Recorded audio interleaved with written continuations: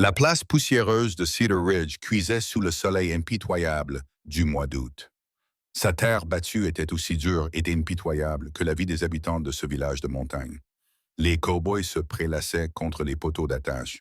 Leurs éperons reflétaient la lumière. Les marchands vendaient leurs marchandises devant leurs boutiques blanchies par le temps et les intempéries. Des femmes vêtues de robes en calicot passaient à toute vitesse. Leurs ombrelles les protégeaient à la fois du soleil et des regards grossiers des hommes oisifs. C'est dans cet après-midi ordinaire que Martha Coleman fit son apparition. Les gens l'appelaient la guérisseuse des montagnes lorsqu'ils avaient besoin de son aide et lui donnaient des noms encore pires lorsqu'ils n'en avaient pas besoin. Elle était grande pour une femme, sa peau sombre brillait de sueur et sa robe tissée à la main était plus pratique qu'élégant. La sacoche en cuir en bandoulière était remplie d'herbes et de racines des montagnes, les outils de son métier. Elle s'arrêta au milieu de la place, ses yeux scrutant les hommes rassemblés jusqu'à ce qu'ils se posent sur une silhouette solitaire assise sur les marches du saloon. L'étranger était nouveau en ville, un vagabond ayant jugé par ses vêtements usés et la façon dont sa main reposait près de son col dans son étui. Contrairement aux autres, il ne s'était pas joint au ricanement et au chuchotement qui avaient suivi son passage. Martha redressa les épaules et se dirigea directement vers lui. La place se tut, sentant qu'un drame allait se dérouler. Elle s'arrêta à 1 mètre du cow-boy, suffisamment près pour qu'il doive pencher la tête en arrière pour croiser son regard depuis sa position assise. « Toi, dit-elle, sa voix résonnant sur la place comme un coup de fusil. Ce soir, vous viendrez dans mon lit. » Le silence fut brisé par des huées et des sifflements. Les hommes se frappèrent les cuisses, des larmes de joie coulant sur leurs visages burinés. Quelqu'un siffla bruyamment. Un autre homme cria quelque chose de grossier sur le fait de connaître sa place. Mais le cow-boy ne rit pas. Ses yeux gris, de la couleur des tempêtes hivernales, la scrutèrent avec une intensité qui rendit soudainement creux les rires autour d'eux. Il vit ce que les autres n'avaient pas vu. Le tremblement de ses poings serrés, le calcul désespéré dans son attitude, la façon dont elle se tenait, comme quelqu'un qui se prépare à livrer un dernier combat. « Madame, dit-il doucement, sa voix, un grondement grave, parvint à couvrir la cacophonie. C'est une proposition très audacieuse pour un dimanche après-midi. Je ne propose rien d'inapproprié, répondit Martha en levant le menton. J'ai besoin d'un mari, légal et convenable. Vous semblez être un homme capable d'écouter la raison avant d'écouter les imbéciles qui rient derrière vous. Les rires s'interrompirent et s'éteignirent. C'était différent. Ce n'était pas une femme adulte qui faisait une scène. C'était une affaire sérieuse. Et à Cedar Ridge, les affaires concernant le mariage et la propriété n'étaient jamais un sujet de plaisanterie. Le cow-boy se redressa sur les marches, se tenant de tout son long. Il la dépassait d'au moins 10 centimètres, ses larges épaules bloquant le soleil. « Je m'appelle Samuel Hawkins, dit-il en touchant le bord de son chapeau. La plupart des gens m'appellent Sam. »« Et vous êtes? » ?»« Martha Coleman. Mon père était Josiah Coleman. » Elle vit la reconnaissance passer sur son visage. Tout le monde connaissait Josiah Coleman, l'affranchi qui avait réussi à acquérir 200 acres de terres montagneuses riches en argent à une époque où cela était encore possible. L'homme qui était mort 3 mois auparavant dans des circonstances qui avaient fait jaser d'ici à Denver. « J'ai entendu parler de votre père, dit Sam avec précaution.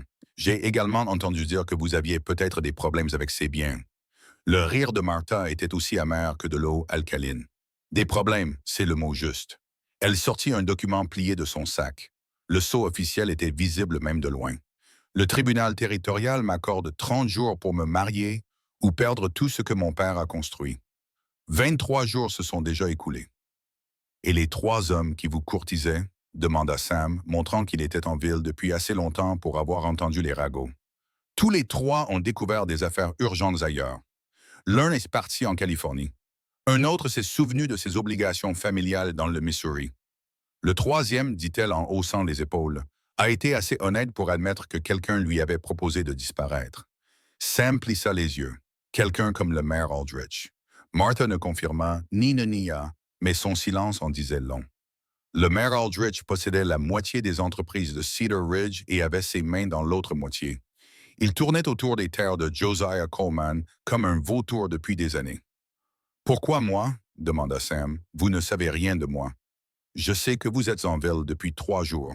Je sais qu'Aldrich vous a engagé pour maintenir l'ordre pendant les prochains convois de bétail. Je sais que vous n'avez pas encore pris son argent, ce qui signifie que vous êtes soit honnête, soit calculateur. Dans tous les cas, vous n'êtes pas à sa botte.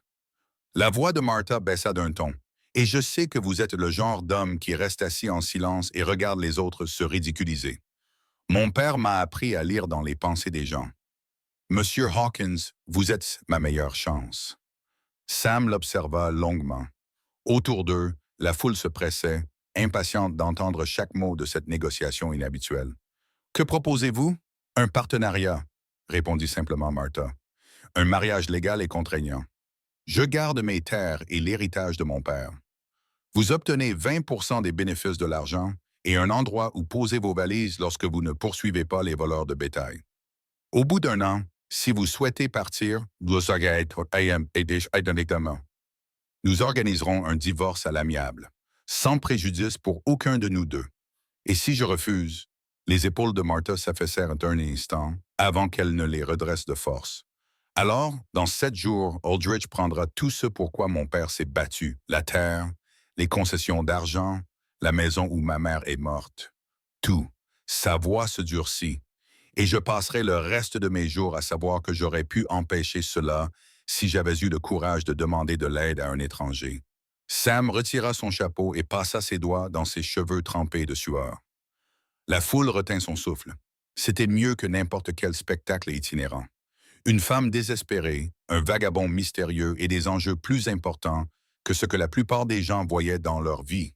« Quand » demanda-t-il finalement. L'espoir s'alluma dans les yeux de Martha comme une étincelle. « Demain matin, le juge Peters repassera par ici mardi. On pourrait le faire ce soir, » l'interrompit Sam. « Le Riverend Mills peut célébrer la cérémonie. Si on le fait avant que quelqu'un ait le temps d'intervenir. » Martha cligna des yeux, ne s'attendant manifestement pas à un accord aussi rapide. « Vous voulez dire, je pense ce que j'ai dit, mais d'abord, vous et moi devons parler en privé. » Il lui offrit son bras, un geste si inattendu et galant que plusieurs spectateurs poussèrent des cris de surprise. « On y va? » Martha hésita un instant avant de poser sa main sur son bras. Ensemble, ils traversèrent la foule qui s'écartait, laissant derrière eux une place bourdonnante de spéculation et d'incrédulité. En passant devant le magasin général, Sam aperçut le maire Aldrich, qui les observait depuis la fenêtre. Son visage était déformé par le calcul et une colère grandissante. « Il ne va pas laisser cela se produire facilement, » murmura Sam. « Je sais, » répondit Martha. « C'est pourquoi j'ai choisi un homme armé. » Ils se dirigèrent vers la petite église à la lisière de la ville. Ses murs blanchis à la chaux et sa croix simple contrastaient fortement avec le drame qui se déroulait. À l'intérieur, la lumière de l'après-midi filtrait à travers les vitraux simples, projetant de longues ombres sur les bancs en bois usés par des années de culte et d'inquiétude. « Maintenant, » dit Sam en s'installant sur un banc arrière et en lui faisant signe de le rejoindre. « Raconte-moi la vraie histoire. » « Tout. » Martha s'assit, le dos droit comme un i. « Mon père est né esclave en Virginie. Il s'est battu pour l'Union, a économisé sa solde et est parti vers l'Ouest à la fin de la guerre. Il savait lire et compter, pouvait lire des contrats alors que la plupart des hommes ne savaient que signer. C'est ainsi qu'il a obtenu cette terre.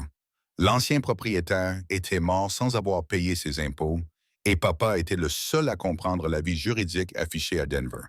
Il a payé les arriérés d'impôts et les frais de dossier avant que quiconque ne comprenne ce qui se passait.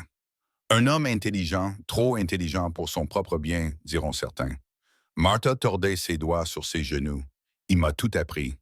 Comment lire les livres de droit, comment calculer les comptes, comment analyser le minerai d'argent, comment utiliser ces montagnes pour soigner les gens lorsque les médicaments du médecin échouaient.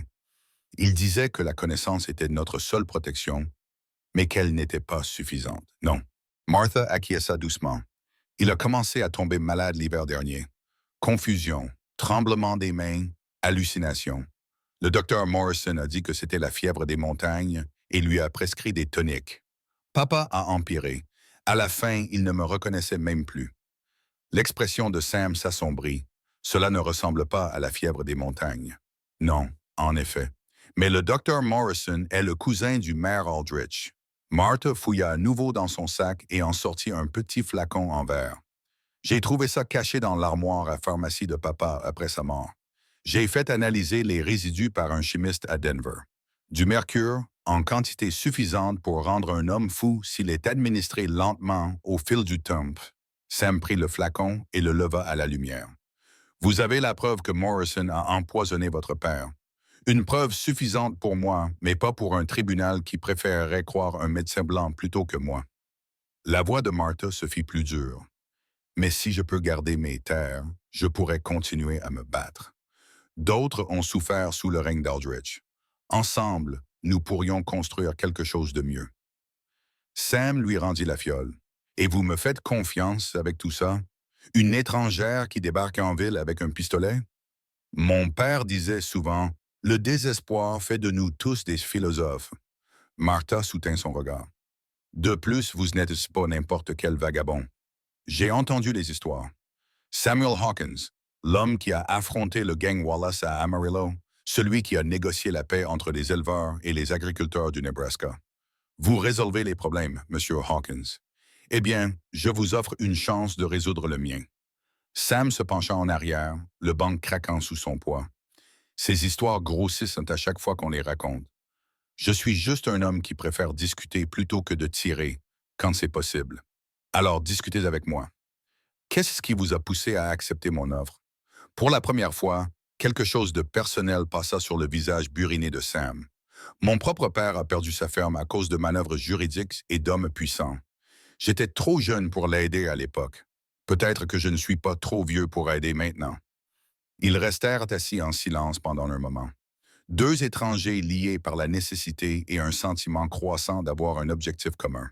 Finalement, Sam se leva et lui tendit la main pour l'aider à se lever. « Allons trouver le révérend Mills, dit-il. Mieux vaut le faire avant qu'Aldrich ne trouve un moyen de nous arrêter. » En quittant l'église, Martha ressentit un étrange mélange d'espoir et d'appréhension. Elle avait misé sur cet inconnu, pariant tout sur sa capacité à lire le caractère d'un homme dans ses yeux. Le temps dirait si son pari serait payant. Derrière eux, le soleil descendait vers les montagnes, peignant Cedar Ridge de nuances dorées et d'ombres. Et quelque part dans ces ombres, le maire Aldrich était déjà en train de faire ses propres plans. Martha Coleman avait appris très tôt qu'une femme seule dans les montagnes avait besoin de plus que du courage. Elle avait besoin de compétences qui pouvaient faire la différence entre la vie et la mort. Alors qu'elle conduisait Sam Hawkins sur le chemin sinueux menant à sa cabane, elle lui montra les repères que la plupart des gens ne remarqueraient pas. Le chêne blanc dont l'écorce soulageait la fièvre. La source souterraine qui ne gelait jamais, même au cœur de l'hiver. L'affleurement rocheux où les serpents à sonnettes se prélassaient au soleil le matin. « Votre père vous a bien enseigné, observa Sam en contournant prudemment un buisson de sumac vénéneux qu'elle lui avait indiqué d'un geste désinvolte. « Il m'a appris à survivre, corrigea Martha. Il y a une différence entre vivre et survivre, Monsieur Hawkins, mais je suppose que vous le savez. Vous qui êtes vous-même un voyageur, la cabane apparut à travers les pins comme si elle avait poussé à même la montagne. Les rondins étaient patinés par les intempéries et avaient pris une teinte gris argenté. Une cheminée en pierre d'où s'échappait un mince filet de fumée, un porche couvert qui en faisait le tour sur deux côtés. Elle n'était pas grandiose, mais solide. Construite pour résister à des hivers qui pouvaient tuer ceux qui n'étaient pas préparés. « Papa l'a construite de ses propres mains, » dit Martha, incapable de cacher la fierté dans sa voix. Il disait que la maison d'un homme devait être comme sa parole, assez solide pour résister à toutes les tempêtes. À l'intérieur, la cabane révélait une organisation minutieuse et un confort inattendu. Des étagères tapissaient un mur, remplis de bocaux en verre contenant des herbes, des racines et des teintures.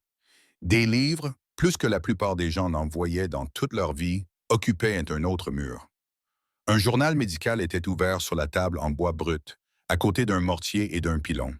La preuve d'un travail interrompu. « Vous pratiquez la médecine, » dit Sam sans vraiment en faire une question. « Je pratique la guérison, » répondit Martha en accrochant sa sacoche à un crochet près de la porte. La médecine, c'est ce que pratique le docteur Morrison, qui fait payer $1 aux gens pour de l'eau sucrée qu'il appelle tonic. J'ai appris de mon père, qui a appris des Cherokees qui traversaient ces montagnes et de ceux-ci. Elle désigna les livres. Papa n'avait pas les moyens de m'envoyer à l'école, alors il a amené l'école à moi. Sam prit un volume usé, Gray's Anatomy. C'est du matériel pour les études de médecine. La connaissance se moque de la couleur des mains qui la détiennent, dit simplement Martha. Elle se dirigea vers le poêle et ajouta du bois au feu qui s'éteignait. Du café ou préférez-vous du thé? J'ai un mélange qui aide à lutter contre la poussière des sentiers et les eaux fatiguées. Du café, si cela ne vous dérange pas. Sam s'installa sur l'une des deux chaises près de la table, avec des gestes prudents, comme s'il n'était pas tout à fait sûr d'être le bienvenu malgré leur étrange accord. Pendant que Martha travaillait, Sam étudia le document juridique qu'elle lui avait montré en ville. Cette loi territoriale, dit-il lentement, elle ne s'applique qu'aux femmes célibataires qui héritent de propriétés de plus de 1000 acres. C'est très spécifique, très pratique pour ceux qui veulent s'emparer des terres des veuves et des vieilles filles. Martha acquiesça en posant une tasse fumante devant lui. La loi a été votée il y a 2 ans. C'est drôle comme papa est tombé malade peu après et que ces 3 hommes t'ont courtisé. Parle-moi d'eux. Martha s'installa dans la chaise d'en face, sa tasse entre les mains. Thomas Garrett possédait un petit ranch au nord de la ville. C'était un homme bon, honnête, mais il avait 3 enfants à nourrir et une hypothèque à rembourser. Quelqu'un a remboursé son hypothèque et lui a suggéré d'emmener sa famille en Californie pour leur santé. Un bienfaiteur généreux, en effet. Puis vint William Chen. Son père était chinois, sa mère mexicaine. Il travaillait comme cuisinier dans les camps ferroviaires. Nous étions amis depuis des années. Il a laissé un mot disant qu'il avait appris que son frère avait besoin d'aide dans le Missouri. Il n'a même pas dit au revoir. Une douleur traversa son visage. Je pense que c'est ce qui m'a le plus blessé. Nous nous connaissions depuis l'enfance. Et le troisième, Patrick O'Brien, un nouveau venu, arrivé le mois dernier. Un charmant Irlandais qui avait de grands projets pour lancer une entreprise de transport de marchandises m'a courtisé pendant 2 semaines avant que le maire Aldrich ne lui propose un partenariat dans ses lignes de transport existantes. Patrick a au moins eu la décence de me dire en face que ses perspectives commerciales étaient plus importantes que... Elle fit un geste vague. Quoi qu'il en soit, Sam but une gorgée de café, réfléchissant, donc Aldrich avait systématiquement éliminé tous les maris potentiels. Il doit vraiment vouloir cette terre. Il y a de l'argent dans ces montagnes, dit Martha. Papa a trouvé le filon il y a 5 ans, mais il l'a gardé secret, déposant les demandes sous différents noms, travaillant lentement. Il pensait que saturer le marché ne ferait qu'apporter des ennuis. Mais Aldrich l'a découvert d'une manière ou d'une autre. De quelle quantité d'argent s'agit-il? Martha se leva et se dirigea vers ce qui semblait être un simple panneau de bois dans le mur. Ses doigts trouvèrent des loquets cachés et le panneau s'ouvrit pour révéler une cavité. Elle en retira un morceau de minerai qui brillait de filaments métalliques blancs révélateurs. Ah, sir, à Denver, a dit que c'était le minerai le plus riche qu'il ait vu en dehors du Comstock, dit-elle en le posant sur la table. Cette terre pourrait rendre un homme riche au-delà de toute imagination ou le détruire par cupidité. Sam soupesa le minerai en sifflant doucement. « Et tu me fais confiance pour garder ce secret? »« Tu as déjà accepté de m'épouser, » fit remarquer Martha. « Si tu avais de mauvaises intentions, le fait de connaître l'existence de l'argent ne changera rien. De plus, une femme ne devrait pas avoir de secret pour son mari, même dans le cadre d'un accord commercial. » À ce sujet, Sam reposa le minerai. « Nous devrions discuter des conditions. Vous avez mentionné 20% des bénéfices nets de tout argent extrait. » Martha termina. « Plus le gîte est le couvert lorsque vous êtes en ville, l'accès aux droits miniers si vous souhaitez exploiter vous-même une concession, mais je vous demanderai d'être discret et un divorce sans heurts après 1 an si l'une des parties le souhaite. Qu'en est-il des conditions de vie? » Une couleur apparut pour la première fois sur les joues de Martha. La cabane dispose d'une mezzanine. « Vous êtes le bienvenu. Il y a aussi un dortoir à l'arrière que papa a construit pour les mineurs qui l'embauchaient parfois. Quant à mes autres attentes, il s'agit d'une affaire, M. Hawkins. Je ne vous demande pas de jouer le rôle d'un mari au-delà de ce qui est légalement nécessaire pour garantir mon héritage. » Sam acquiesça lentement. « C'est juste. Et vos ennemis? Parce qu'Aldrich ne va pas s'arrêter simplement parce que vous avez trouvé un mari. C'est pourquoi j'ai choisi un homme qui porte son arme comme s'il savait s'en servir, dit Martha franchement. Je peux me battre avec les lois, les papiers et les arts de la guérison, mais parfois, dit-elle en jetant un coup d'œil à son étui, la loi a besoin d'un autre type de soutien. Avant que Sam n'ait pu répondre, des bruits de sabots retentirent à l'extérieur. Martha se raidit, se dirigeant instinctivement vers le fusil accroché au-dessus de la porte, Mais Sam leva la main, se dirigeant vers la fenêtre avec une prudence acquise par l'expérience. 6 cavaliers, rapporta-t-il doucement. Ceux qui portent des capes pourraient bien être d'innocents voyageurs. Mais les innocents voyageurs ne chevauchent pas en formation. Martha termina. Elle le rejoignit à la fenêtre. C'est Jake Morrison à l'avant. Le frère du docteur, il travaille comme contremaître pour Aldrich. La main de Sam se posa sur son arme. Reste à l'intérieur. Tu ne feras rien toute seule, l'interrompit Martha. C'est ma terre, mon combat, dit-elle en prenant le fusil et en le vérifiant avec une aisance acquise par l'habitude. J'apprécie ton instinct protecteur, mais cela suggère que j'ai fait le bon choix. Ils sortirent ensemble sur le porche alors que les cavaliers s'arrêtaient juste devant ce que Sam reconnut comme des rochers placés stratégiquement. Une couverture naturelle qui pouvait abriter les défenseurs tout en laissant les approches exposées. Josiah Coleman avait en effet été un homme prudent. Martha Jake Morrison l'interpella en touchant le bord de son chapeau avec une courtoisie feinte. J'ai entendu des nouvelles inquiétantes en ville. Quelque chose à propos de propositions indécentes faites à des étrangers. Il n'y a rien d'indécent à ce qu'une femme assure son avenir, répondit Martha d'un ton calme. Monsieur Hawkins et moi allons nous marier ce soir. Vous pouvez le rapporter à qui cela intéresse. Le regard de Morrison se posa sur Sam, observant l'étui attaché, la posture stable, la façon dont sa main reposait nonchalamment près de son arme. Je ne crois pas vous connaître, mon ami. Je m'appelle Hawkins et je ne suis pas votre ami. La voix de Sam dégageait une autorité tranquille qui incitait les hommes intelligents à reconsidérer leurs plans. Cette dame et moi avons des affaires à régler en ville. Vous comptez nous causer des problèmes, les gars? Pas de problème, répondit Morrison après une pause. Je voulais juste m'assurer que Martha ne se faisait pas exploiter. Beaucoup de vagabonds passent par ici en faisant des promesses qu'ils ne tiennent pas. Je tiens mes promesses, dit Sam, toutes, y compris celles qui concernent la protection de ce qui m'appartient. Ces dames ont accepté d'être mes épouses. Leur bien-être est donc mon affaire. Quiconque a un problème avec cela peut s'adresser directement à moi. Les deux hommes se regardèrent dans les yeux. Une conversation silencieuse faite de menaces et de contre-menaces. Finalement, Morrison fit faire demi-tour à son cheval. À bientôt. Hawkins, Cedar Ridge est une petite ville. Tout le monde connaît les affaires de tout le monde. Alors tout le monde saura qu'il faut laisser ma femme tranquille, répondit Sam. Ils regardèrent les cavaliers disparaître dans le crépuscule naissant. Ce n'est que lorsque le bruit des sabots se fut estompé que Martha baissa son fusil. Ils reviendront, dit-elle. Oui, acquiesça Sam, mais pas ce soir. Ce soir, nous officialisons notre union. Demain, nous commencerons à riposter. Il lui jeta un coup d'œil. Tu te rends compte de ce que tu as déclenché?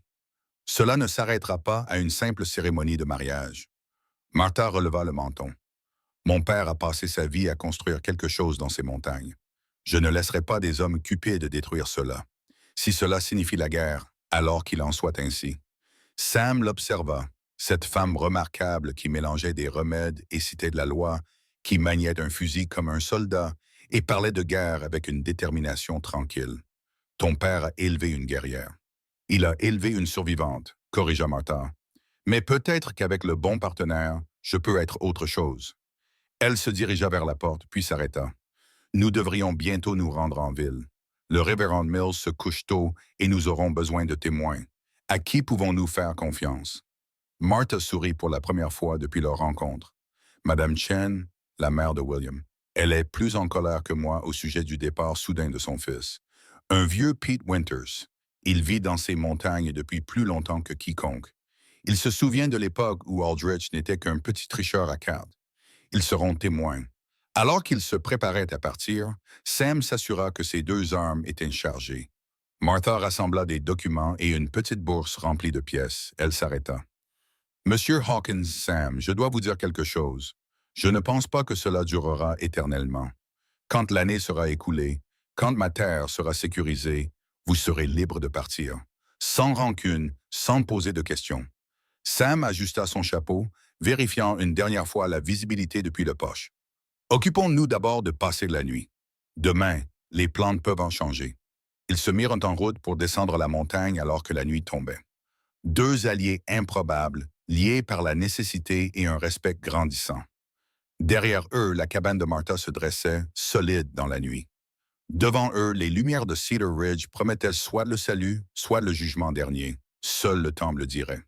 La petite église à l'entrée de Cedar Ridge avait été le témoin de nombreux mariages, de cérémonies joyeuses entre jeunes amoureux, d'arrangements pratiques entre veufs et vieilles filles et de tout ce qui se trouvait entre les deux.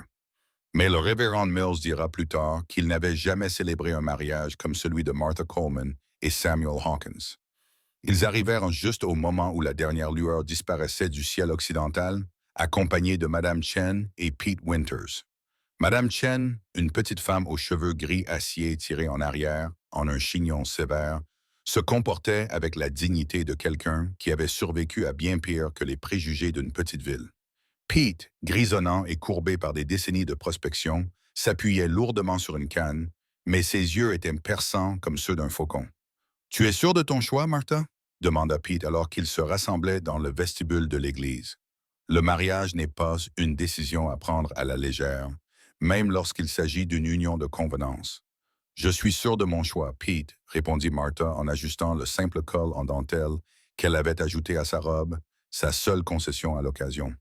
Papa disait toujours, « Quand tu es coincé entre le marteau et l'enclume, parfois il faut tracer son propre chemin. » Madame Chen prit les mains de Martha dans les siennes, burinée par le temps. « Ton père serait fier. Tu te bats intelligemment, comme il te l'a appris. » Sa voix avait un léger accent, des vestiges de l'accent chinois qu'elle n'avait jamais tout à fait perdu. « Mon William, il serait là s'il le pouvait. Je le sais. » Sam se tenait à l'écart, observant les interactions avec intérêt. Il avait enfilé sa plus belle chemise, encore usée par le voyage, mais propre, et avait même taillé sa barbe. Il avait gardé ses armes, mais s'était efforcé de porter son manteau de manière à les rendre moins visibles. Le révérend Mills sortit de son bureau, un homme mince dont la posture voûtée le faisait paraître plus âgé que ses 50 ans. « Eh bien, dit-il en observant le petit groupe, c'est inhabituel. D'habitude, j'aime que les couples viennent d'abord en consultation pour discuter de la nature sacrée des liens matrimoniaux. »« Révérend, » l'interrompit Sam calmement, « nous apprécions votre sollicitude, mais le temps presse. L'héritage de cette dame dépend de son statut marital, et certains préféreraient qu'elle reste célibataire. » Les yeux de Mills s'aiguisèrent. Il prêchait peut-être les récompenses célestes, mais il vivait à Cedar Ridge et connaissait les réalités terrestres. « Je vois. Et vous, M. Hawkins, Samuel Hawkins, M. Hawkins, vous entrez librement dans cette union, sans contrainte. » Le sourire de Sam était sec, à moins que vous ne comptiez la contrainte de la conscience. « Révérend, cette dame a besoin d'aide, et je suis en mesure de la lui apporter. » Mills les regarda tour à tour puis soupira. « Très bien, passons à l'autel. » La cérémonie elle-même était simple. Il se tenait devant une modeste croix en bois, la lumière des bougies projetant des ombres dansantes sur les murs. Martha s'attendait à ne rien ressentir. Après tout, ce n'était qu'une formalité. Mais lorsque Sam prit sa main, sa paume colleuse et chaude contre la sienne, quelque chose d'inattendu remua dans sa poitrine. « Samuel James Hawkins, voulez-vous prendre cette femme pour épouse? » demanda Mills d'une voix grave. « Oui, » répondit Sam d'une voix ferme. « Martha Grace Coleman, voulez-vous prendre cet homme pour époux? »« Oui, » répondit-elle d'une voix plus forte qu'elle ne l'aurait cru. « Par le pouvoir qui m'est conféré par l'État du Colorado et Dieu Tout-Puissant, je vous déclare mari et femme. » Mills marqua une pause, visiblement mal à l'aise. « Vous pouvez vous serrer la main, je suppose. » Mais Sam surprit tout le monde, y compris Martha. Il porta sa main à ses lèvres et déposa un baiser galant sur ses jointures. « Madame Hawkins, » dit-il formellement. « Monsieur Hawkins, » répondit-elle, espérant que la lumière des bougies masquerait son rougissement. Il venait de signer le registre. Madame Chen et Pete ajoutèrent leur signature en tant que témoins. Lorsque la porte de l'église s'ouvrit brusquement, Jake Morrison apparut, silhouetté contre la nuit, accompagné de 3 de ses hommes. « Eh bien, marmonna Morrison, j'ai entendu dire qu'il y avait un mariage. C'est drôle que nous n'ayons pas reçu d'invitation. » Sam se déplaça avec aisance, se positionnant entre Morrison et Martha. Cérémonie privée, famille uniquement. Famille. Le rire de Morrison était sinistre. Un vagabond, un métis, une chinoise et un prospecteur ruiné. Voilà la famille que Martha a choisie. C'est mieux que des serpents et des voleurs, rétorqua Pete en serrant plus fort sa canne. La main de Morrison se tendit vers son arme, Mais la voix de Sam coupa la tension comme une lame.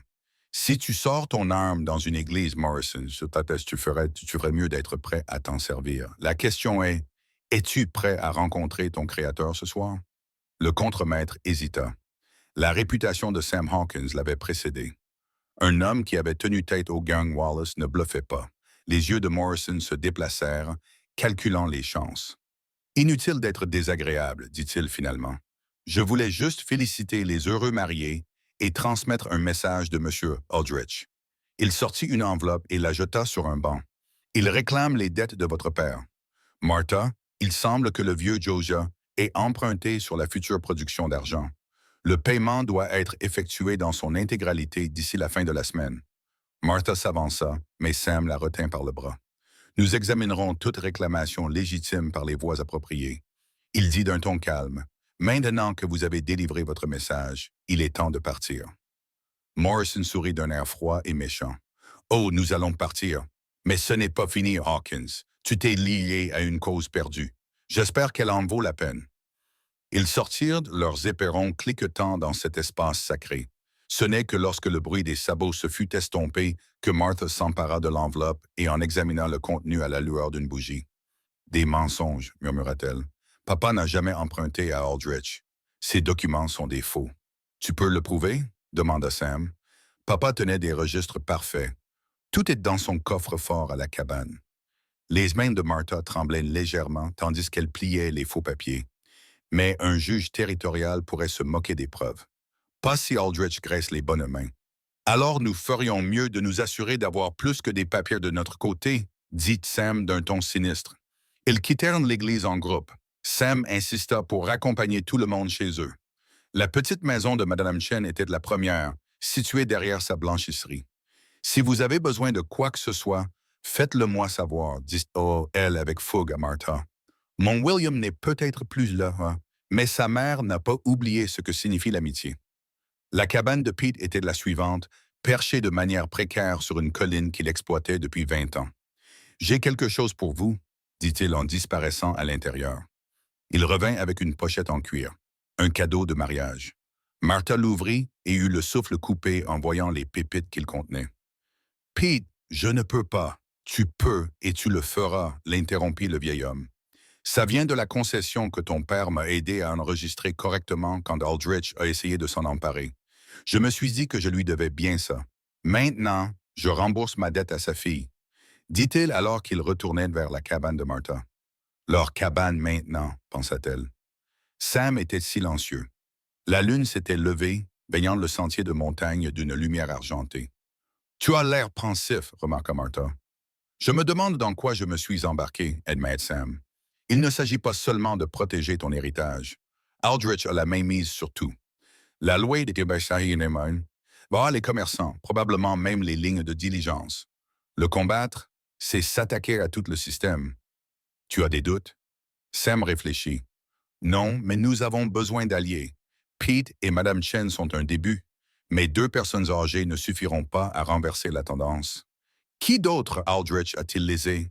Qui d'autre pourrait se joindre à nous? » Martha réfléchit pendant qu'il marchait. Les familles espagnoles de la vallée. Aldrich les a chassés, rachetant leurs droits sur l'eau pour une bouchée de pain. Les petits éleveurs qui ne peuvent pas se permettre ces tarifs de transport. Les mineurs qui travaillent dans les mines mais qui, pour une raison ou une autre, ne voient jamais de bénéfices. Beaucoup le détestent, mais la peur les a réduits au silence. La peur est une chose puissante, admet Sam. Mais l'espoir aussi. Nous devons leur donner une raison d'espérer. Ils arrivèrent à la cabane et constatèrent qu'elle n'avait pas été touchée, mais Sam insista pour vérifier les environs avant de laisser Martha entrer. Alors qu'elle allumait les lampes, la réalité de leur situation s'abattit sur eux comme une lourde couverture. « Bon, » dit Martha avec maladresse, « le grenier est en haut de cette échelle. Il y a des couvertures dans le coffre, et je prendrai la chambre à coucher pour cette nuit. » Sam l'interrompit gentiment. « Nous avons tous les deux besoin de temps pour nous adapter à cette situation, mais je serai là si tu as des problèmes. » Martha ressentit un soulagement, mais aussi autre chose, une pointe de déception. « Bien sûr, c'est pratique. » Sam se dirigea vers la porte puis s'arrêta. « Martha, nous nous sommes peut-être mariés par nécessité, Mais je veux que tu saches que je prends mes vœux au sérieux. Tant que nous serons liés, je serai à tes côtés. Tes combats sont désormais les miens, et les miens sont les tiens, répondit Martha doucement. Partenaire, partenaire, acquiesça Sam. Il toucha le bord de son chapeau et s'enfonça dans la nuit. Martha resta seule dans sa cabane, désormais légalement protégée, mais plus incertaine que jamais. Elle avait fait le premier pas pour sauver l'héritage de son père.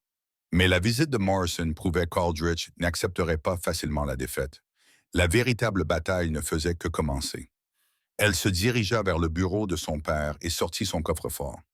Si Aldrich voulait se battre avec des faux papiers, elle s'armerait de la vérité. Mais d'abord, elle s'autorisa un moment de faiblesse, touchant le doigt où aurait dû se trouver une alliance.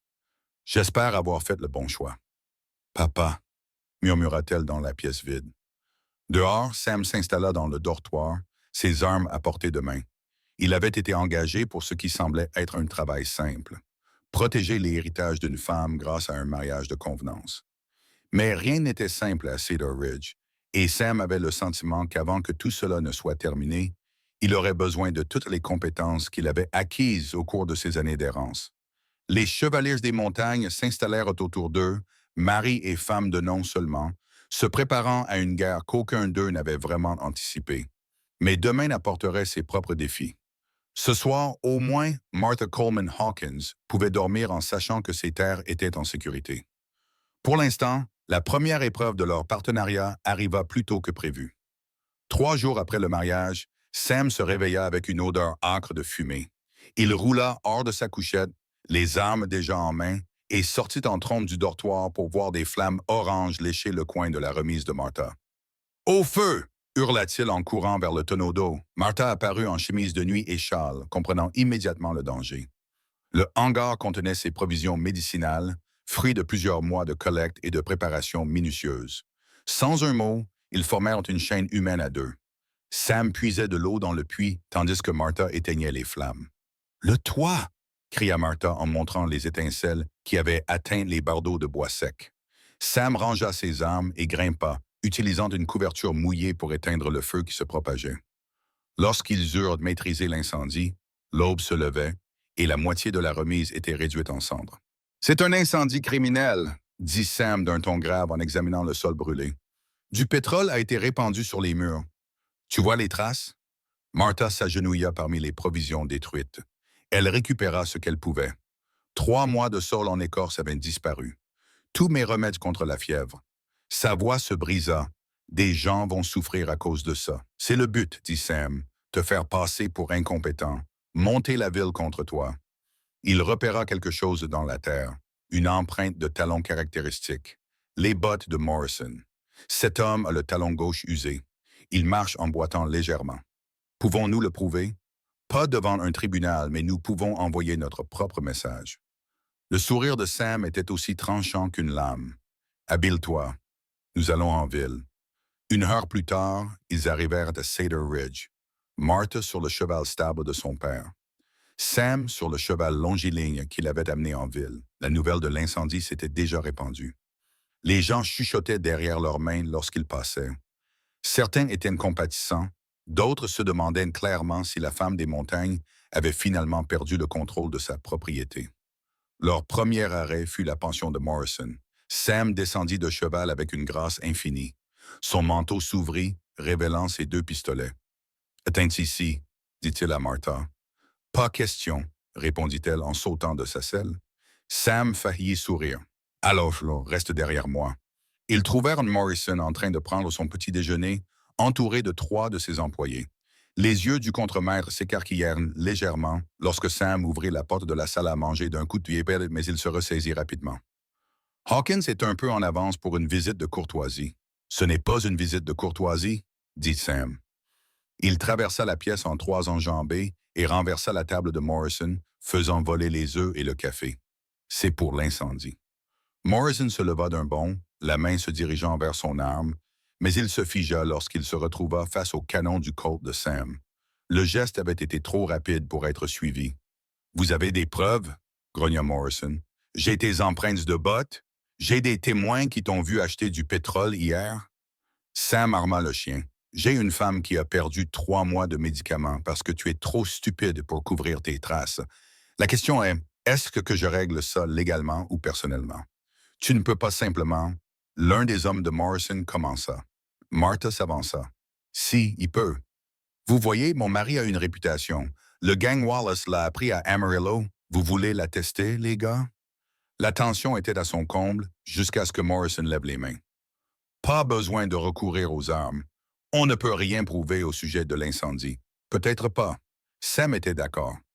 Mais voici ce qui va se passer. Vous allez mettre lentement la main dans votre poche et poser 50 $ sur ce qui reste de cette dalle, en compensation pour les biens détruits. 50 $? Vous êtes fou. Sam bougea légèrement son arme. 60. Le visage de Morrison devint violet, mais il sortit son portefeuille. Ce n'est pas fini. Non, acquiesça Sam tandis que Morrison comptait les billets. Mais la prochaine fois que vous viendrez nous voir, faites-le face à face. Se faufiler dans la nuit, c'est un travail de lâche. Ils partirent avec l'argent, les regards brûlants des hommes de Morrison dans leur dos. Dehors, Martha expira, sans s'être rendu compte qu'elle retenait son souffle. C'était... Elle chercha ses mots. Nécessaire. Fini, Sam. Aldrich doit savoir qu'on ne se laissera pas intimider. Mais ce n'est que le début. On doit riposter de manière plus intelligente. Leur prochain arrêt fut le magasin général où Martha utilisa l'argent de Morrison pour remplacer certaines de ses provisions perdues. Le propriétaire, Thomas Garrett, le même homme qui l'avait courtisé avant de s'enfuir en Californie, était revenu. La queue entre les jambes. Martha, dit-il sans la regarder dans les yeux, j'ai entendu parler de vos problèmes, Madame Hawkins. Sam le corrigea gentiment. La dame est mariée maintenant. Garrett rougit. Bien sûr, Madame Hawkins. En quoi puis-je vous aider? Alors que Martha choisissait des articles, elle remarqua que les mains de Garrett tremblaient. Son magasin, habituellement bien approvisionné, présentait des zones vides sur les étagères. Des problèmes financiers. Thomas? Demanda-t-elle sans méchanceté. Aldrich? Admit Garrett à voix basse. Il réduit les tarifs de transport. Je n'ai presque plus les moyens de stocker des marchandises. La moitié de la ville est dans la même situation. Sam et Martha échangèrent un regard. Et s'il y avait une autre option? Demanda Sam. Une concurrence au monopole de transport d'Aldrich. Les yeux de Garrett se mirent à papillonner nerveusement. Il faudrait du capital, des relations, une protection. Nous pourrions nous occuper des trois, dit Martha, si nous avions les bons partenaires. Ils laissèrent Garrett en train de se mordre la lèvre, clairement déchiré entre la peur et l'opportunité. Ils continuèrent leur tour de la ville. Le forgeron qui avait du mal à payer ses frais d'expédition, la couturière dont le mari travaillait dans les mines d'Aldrich pour un salaire de misère, les familles mexicaines dont les droits sur l'eau étaient systématiquement remis en cause. Il tient toute la ville à sa merci, dit Martha, alors qu'il s'arrêtait au puits pour abreuver les chevaux. Les monopoles sont comme ça, acquiesça Sam. Mais ils sont aussi vulnérables. Quand on contrôle tout, tout devient un point d'attaque. Leur conversation fut interrompue par une agitation près du saloon. Une foule s'était rassemblée, les voix s'élevaient avec colère. Sam et Martha se frayèrent un chemin pour découvrir une scène choquante. Madame Chen était entourée des hommes de Morrison. Son linge était éparpillé dans la poussière. Du linge sale de Chinois, disait Morrison à voix haute. Ça va probablement propager des maladies. Le conseil municipal a adopté une nouvelle ordonnance. Aucun étranger n'est autorisé dans les limites de la ville. Madame Chen tint bon malgré son infériorité numérique. Je suis ici depuis 20 ans, plus longtemps que vous, Jake Morrison. Peu importe. La loi est la loi. Morrison tendit la main vers le bras de la vieille femme. Il ne parvint jamais à l'atteindre. La main de Sam attrapa son poignet, exerçant une pression qui fit tomber Morrison à genoux. « Cette dame n'est pas intéressée par votre aide, » dit Sam d'un ton conversationnel. « Et d'après ce que je sais, le conseil municipal a besoin d'un quorum pour adopter des ordonnances. Quand exactement ce vote a-t-il eu lieu? » « Hier soir, » répondit Morrison d'un ton sec. « Une session d'urgence, c'est drôle comme les urgences surviennent toujours quand les gens dorment, » observa Martha, en aidant Madame Chen à ramasser son linge éparpillé. Qui était présent? Le maire Aldrich, le docteur Morrison et le banquier Hutchkins. Quelqu'un dans la foule répondit. 3 hommes, tous intéressés à éliminer la concurrence, fit remarquer Sam en relâchant le poignet de Morrison. « Ça ne me semble pas légal. » Ça vous semble légal, à vous? Murmura la foule, parcourue d'un murmure de mécontentement. Beaucoup avaient des proches qui avaient été évincés de la même manière au fil des ans. Peu importe ce que ça semble, cracha Morrison en se relevant. C'est fait. C'est ce que qu'on verra, dit Martha. Elle éleva la voix pour s'adresser à la foule.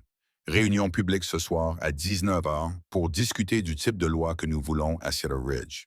Une loi qui protège tous les citoyens ou une loi qui ne sert que les riches. Vous ne pouvez pas convoquer une réunion publique, protesta Morrison. Vous n'en avez pas le droit. Elle est propriétaire et mariée, fit remarquer Sam. Selon la loi territoriale, cela lui donne le droit de vote. La même loi stipule que 12 propriétaires fonciers peuvent convoquer une assemblée. Qui ici possède une propriété et souhaite faire entendre sa voix? Des mains se levèrent dans la foule, plus que Morrison ne l'avait prévu. Les petits commerçants, les artisans, même certains des propres employés d'Aldrich qui avaient réussi à acheter de minuscules parcelles. 19 heures. Martha répéta « Faites passer le mot ». Alors que la foule se dispersait, Madame Chen saisit la main de Martha. « Vous prenez un grand risque pour moi. »« Vous avez été témoin à mon mariage, » répondit Martha. « Cela fait de nous une famille. » Sam regarda Morrison partir en trombe, sans doute pour faire son rapport à Aldrich. « Vous savez qu'ils ne laisseront pas cette réunion se dérouler pacifiquement. »« Je compte bien là-dessus. » Martha dit. « Chaque fois qu'ils vont trop loin, davantage de gens voient leur vraie nature. » Papa disait toujours que la lumière du jour était le meilleur désinfectant. Ils passèrent l'après-midi à se préparer, à rendre visite à des personnalités importantes de la ville, à former des coalitions. Sam était impressionné par l'instinct politique de Martha. Elle savait exactement à qui s'adresser et comment. La femme du banquier, lassée de la corruption de son mari, le pasteur, qui avait subi des pressions pour prêcher l'évangile de la prospérité, l'institutrice, dont le salaire avait été réduit 3 fois. À l'approche du soir, ils retournèrent brièvement à la cabane. Martha disparut dans sa chambre et en ressortit vêtue de sa plus belle robe, en bombadine noire avec des boutons en jet, digne et sévère. « On dirait que tu pars à la guerre, » observa Sam.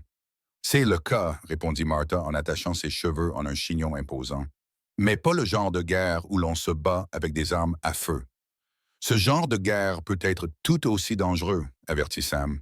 « Peut-être même plus. Une balle est honnête, elle vient droit sur toi. La politique et l'argent, ils attaquent dans l'ombre. » Martha vérifia le petit Derringer qu'elle avait glissé dans sa manche. « Alors c'est une bonne chose que j'ai un partenaire qui comprenne les deux types de guerre. » Ils retournèrent en ville au coucher du soleil, qui peignait les montagnes de rouge sang. La salle de réunion était déjà bondée. Les habitants affluaient malgré, ou peut-être à cause de la ligne d'hommes d'Aldrich qui se tenait à l'extérieur. « Salle comble, » nota Sam. « C'est soit très bon, soit très mauvais. »« Les deux, » dit Martha. « Les changements, comme la naissance, sont douloureux, chaotiques et nécessaires. » Alors qu'il mettait une pied à terre, Morrison s'avança. « Les réunions sont annulées. Ordre du maire. »« Le maire n'a pas cette autorité, » répondit calmement Martha. Section 12 de la Charte de la Ville. Toute réunion convoquée par le nombre requis de propriétaires fonciers doit être autorisée à se dérouler. La main de Morrison se dirigea vers son arme. Celle de Sam fut plus rapide. « Nous avons déjà vécu cela, » dit Sam calmement. « Tu veux vraiment recommencer devant tous ces témoins? » Morrison regarda la foule qui les observait et vit quelque chose qui le déstabilisa clairement. Ce n'étaient plus des citoyens intimidés. Ils étaient en colère, unis, prêts pour le changement. « Ce n'est pas fini, » marmonna-t-il en s'écartant. « Non, » acquiesça Martha en le dépassant. « Ce n'est que le début. » À l'intérieur de la salle, elle monta à la tribune avec une autorité naturelle. Sam se positionna de manière à pouvoir observer à la fois la foule et les portes, prêt à réagir quelle que soit la réponse d'Aldrich. « Citoyens de Cedar Ridge, » commença Martha, sa voix portant jusqu'aux 4 coins de la salle. « Nous sommes réunis ce soir pour discuter de l'avenir de notre ville, pour savoir si nous serons gouvernés par la loi ou par les caprices des hommes riches. Si tous les citoyens ont des droits, ou seulement ceux qui ont les moyens de les acheter. » Un murmure d'approbation parcourut la foule. Sam vit l'espoir s'allumer sur les visages fatigués, la peur céder la place à la détermination. Martha avait allumé une étincelle. La question était maintenant de savoir s'il pourrait l'attiser en une flamme avant qu'Aldrich ne trouve un moyen de l'éteindre. La bataille pour Cedar Ridge avait véritablement commencé. La réunion municipale dura jusqu'après minuit. Les voix s'élevèrent dans un débat animé sur les ordonnances et les droits. Mais c'est ce qui se passa 3 jours plus tard qui changea véritablement l'équilibre des pouvoirs à Cedar Ridge. Sam vérifiait les pièges le matin lorsqu'il entendit le cri. Il courut vers le bruit et trouva Martha à la lisière de la ville, agenouillée à côté d'une petite silhouette sur la route poussiéreuse. Une foule s'était déjà rassemblée, les visages marqués par la peur et l'impuissance. « C'est le garçon des Johnson », murmura quelqu'un. La fièvre l'avait emporté. En effet, Timothy Johnson, 8 ans, gisait inconscient, la peau brûlante, respirant difficilement. Sa mère, Sarah Johnson, agrippa la manche de Martha. « S'il vous plaît », sanglota-t-elle. Doc Morrison dit qu'il ne peut rien faire de plus. Il dit que le garçon est trop gravement atteint. Martha serra les mâchoires. Elle avait déjà vu cela auparavant. Les échecs opportuns de Morrison lorsqu'il s'agissait de ceux qui ne pouvaient pas payer ses honoraires exorbitants. Depuis combien de temps était-il dans cet état? 3 jours, le docteur lui a donné du L-dinum. Il a dit que c'était pour le soulager. Mais du linum pour une fièvre? La voix de Martha était tranchante. Ce n'est pas un traitement, c'est une capitulation. Elle leva les yeux vers Sam. J'ai besoin de mes fournitures. Le nouveau lot du magasin de Garrett et la trousse d'urgence du vendeur de racines. Sam n'hésita pas. Je vais les chercher. Alors qu'il se retournait pour partir, Morrison lui-même se fraya un chemin à travers la foule, sa trousse médicale à la main. « Qu'est-ce que c'est que ça? Je suis le médecin agréé ici. Cette femme n'a aucun droit. » Cette femme, dit la voix suave du maire Aldrich, qui couvrait les murmures, pratique la médecine sans certification appropriée. C'est une infraction territoriale. Il était apparu comme un vautour sentant la mort, flanqué de 2 adjoints. « Éloignez-vous du garçon, Madame Hawkins. » Martha ne bougea pas. « Préférez-vous que je le laisse mourir pour satisfaire vos formalités administratives? »« La loi est la loi, » répondit froidement Aldrich. « Le docteur Morrison est une autorité médicale reconnue. Le docteur Morrison est un charlatan et un meurtrier, » rétorqua Martha, provoquant des exclamations dans la foule. « Combien sont morts sous ses soins? Combien auraient pu vivre s'ils avaient reçu un vrai traitement au lieu d'eau sucrée et de faux espoirs? » Le visage de Morrison devint violet. « Comment osez-vous? » Il fut interrompu par Sarah Johnson qui tomba à genoux devant le maire. « S'il vous plaît, Monsieur Aldrich, laissez-la essayer. Mon fils est en train de mourir. Quel mal cela peut-il faire? » Aldrich esquissa un sourire ironique. « Le mal, Madame Johnson, c'est pour le tissu même de notre société. Nous avons des lois, des procédures. Si nous permettons à tous les guérisseurs charlatans d'exercer leur art, alors les enfants vivront au lieu de mourir. » La voix de Sam retentit derrière lui. Il était revenu avec les provisions de Martha, et quelque chose dans son attitude suggérait que quiconque tenterait de les prendre en serait tenu responsable. Priorité intéressante, Monsieur le maire. La foule s'agita nerveusement. Beaucoup avaient perdu des êtres chers à cause de l'incompétence de Morrison, l'avaient vu ignorer les décès tout en continuant à exiger son paiement. « Laissez-la essayer », cria quelqu'un. Puis une autre voix se joignit à celle-ci, puis une autre, jusqu'à ce que cela devienne un chant. « Laissez-la essayer, laissez-la essayer. » Les adjoints d'Aldrich semblaient nerveux. Ce n'étaient pas des hommes armés endurcis, juste des garçons du coin qui essayaient de gagner leur vie. Ils n'avaient pas signé pour s'interposer entre un enfant mourant et son salut potentiel. « Si vous faites ça, » avertit Aldrich à Martha en élevant la voix pour couvrir celle de la foule, « je vous ferai arrêter. Vous serez jugé pour avoir exercé la médecine sans licence. » Martha examinait déjà le garçon, ses mains douces mais assurées. « Alors arrêtez-moi après que je lui aurai sauvé la vie. » Elle leva les yeux vers la foule. « J'ai besoin d'eau propre bouillie et refroidie, de linge blanc et de quelqu'un pour m'aider à le déplacer à l'ombre. » Les habitants de la ville se dispersèrent pour répondre à ces demandes, laissant Aldrich et Morrison impuissants, tandis que Martha travaillait. Elle examina les yeux du garçon, prit son pouls à la gorge, examina ses ongles et sa langue. « Ce n'est pas la scarlatine, » murmura-t-elle plus pour elle-même que pour les autres. « Ce n'est pas la typhoïde non plus. Les éruptions cutanées ne correspondent pas, ni le cycle de la fièvre. » Ses yeux s'écarquillèrent. « Madame Johnson, Timothy a-t-il joué près des anciens puits de mine? » Sarah acquiesça frénétiquement. « Lui et les autres garçons, ils vont parfois explorer. Je leur dis de ne pas le faire. Mais c'est la fièvre des mines, annonça Martha, en raison de l'air vicié dans les puits abandonnés. « Docteur Morrison, quel traitement avez-vous prescrit pour la fièvre des mines? » Morrison se dandina, mal à l'aise. Les symptômes ressemblent à ceux d'une fièvre ordinaire. Parce que vous n'avez pas posé les bonnes questions, répondit Martha sèchement. Sam, j'ai besoin de la poudre jaune dans le petit flacon en verre et de la teinture d'écorce de sol. Tout en travaillant, mélangeant les médicaments avec une pratique insuffisante, elle commentait en continu. La fièvre minière attaque d'abord les poumons, puis le sang. Le composé soufré de la poudre jaune aide à éliminer l'air vicié de son organisme. L'écorce de sol réduit la fièvre sans supprimer la lutte de l'organisme. Elle leur demanda de soutenir Timothy et lui administra le médicament à la cuillère entre ses lèvres bleutées. La foule retint son souffle, observant Martha travailler avec une combinaison de remèdes traditionnels et de techniques que personne n'avait jamais vues auparavant. « Où avez-vous appris cela ?» demanda quelqu'un. « Mon père a étudié avec des médecins de l'Est avant la guerre, » répondit Martha, sans détourner son attention de son patient. Il avait appris leur science, puis l'avait combiné avec ce que les guérisseurs Cherokees lui avaient enseigné et ce qu'il avait découvert lui-même dans ces montagnes. La connaissance se moque de la couleur de la main qui la détient ou des diplômes accrochés au mur. 1 heure passa. Le soleil monta dans le ciel. La respiration de Timothy restait difficile et le visage de Martha se crispa sous l'effet de la concentration. Elle appliqua des piqûres sur sa poitrine, leur demanda de baigner sa peau fiévreuse, ajusta sa position pour aider ses poumons à se dégager. Puis, alors que certains dans la foule commençaient à murmurer que Morrison avait peut-être eu raison, Timothy ouvrit les yeux. Sa respiration, bien que toujours difficile, était plus facile. La teinte bleue disparut de ses lèvres. « Maman », murmura-t-il. Sarah Johnson fondit en larmes, serrant son fils dans ses bras.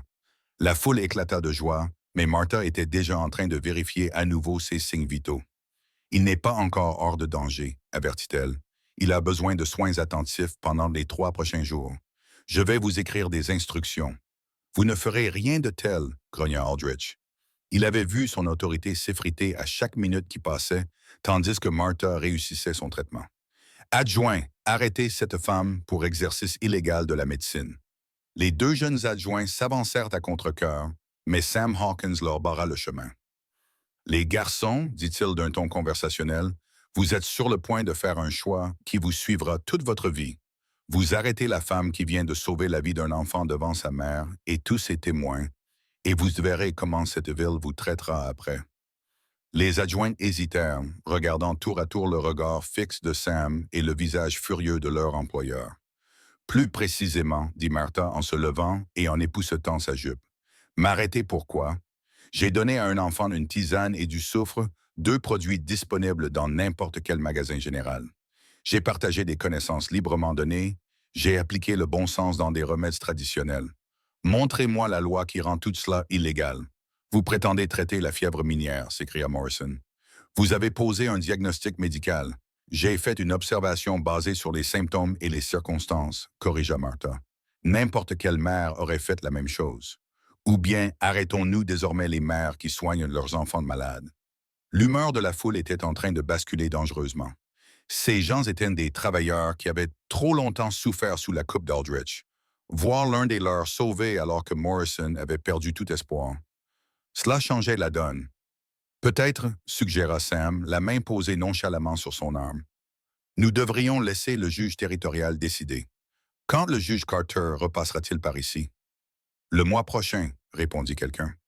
Alors, je me ferai un plaisir de comparaître devant lui, dit Martha. En attendant, j'ai d'autres patients à soigner, à moins que le maire ne veuille que d'autres enfants meurent pour satisfaire sa fierté. C'était un coup de maître. Aldrich était piégé. Poursuivre l'arrestation et passer pour un tueur d'enfants ou reculer et perdre la face. Ses yeux promettaient une vengeance, mais il fit signe aux adjoints. « Nous laisserons le juge décider, dit-il froidement. Mais croyez-moi sur parole, Madame Hawkins, vos jours de docteur sont comptés. » Il s'éloigna d'un pas rageur, suivi de Morrison, mais le mal était fait. La foule se pressait autour d'eux, criant « Ma fille tousse depuis des semaines. Madame Hawkins, pourriez-vous l'examiner? Mon mari souffre terriblement du dos. Est-il vrai que vous avez un remède contre les douleurs de l'accouchement? » Martha regarda Sam, dépassé. Il s'approcha et lui murmura à l'oreille. « Tu as ouvert une porte. La question est, peux-tu gérer ce qui va en sortir? » Elle se redressa. Ces gens ont besoin d'aide. Une aide réelle, pas les charlataneries de Morrison. Alors nous ferions mieux de nous assurer que tu seras toujours libre de leur apporter cette aide lorsque le juge arrivera. Sam dit cela parce qu'Aldrich ne prendrait pas cette défaite à la légère. Alors que Martha commençait à organiser la clinique improvisée qui s'était formée autour d'elle, Sam remarqua que d'autres choses changeaient. Les hommes qui gardaient la tête baissée se tenaient plus droit. Les femmes qui avaient accepté leur sort chuchotaient entre elles. Le garçon que Martha avait sauvé respirait plus facilement. Et à chaque respiration, la peur qu'Aldrich inspirait à la ville s'affaiblissait un peu plus. Mais Sam vit également Morrison discuter avec des hommes à l'allure rude près du saloon. Il vit les yeux froids d'Aldrich calculer depuis la fenêtre de son bureau. La bataille était gagnée, mais la guerre s'intensifiait. « Tu as bien agi aujourd'hui », dit-il à Martha alors qu'elle prenait enfin le temps de respirer. « J'ai fait ce que papa m'a appris à faire », répondit-elle. « Mais tu as raison, cela change la donne.